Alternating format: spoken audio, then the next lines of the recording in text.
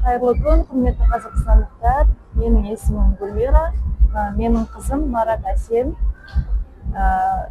Қазір 7 жаста.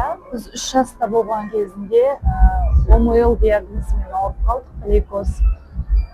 Бізге 5 курсынан кейін обязательно трансплантация костного мозга жасатсын деді. Өйткені Асимовкада не болды? Агрессивный вариант болды. Без трансплантации никак.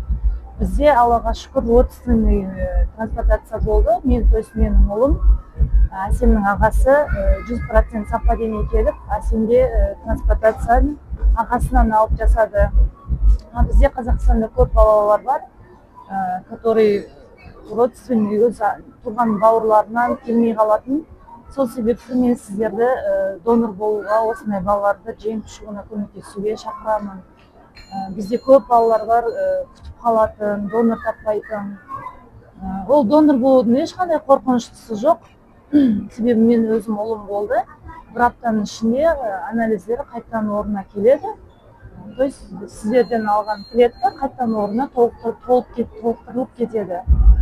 Сол себепті сіздерге көмектесулеріңізді сұраймын. Осындай фондтардың болғанына шүкір. Барлықтарыңызға көп рахмет. Мына Асимовка менің 4 жыл болды, жеңіп шықтық, Аллаға шүкір. Ағасының донор болғанның арқасында мен Асимовкам жеңіп шықты.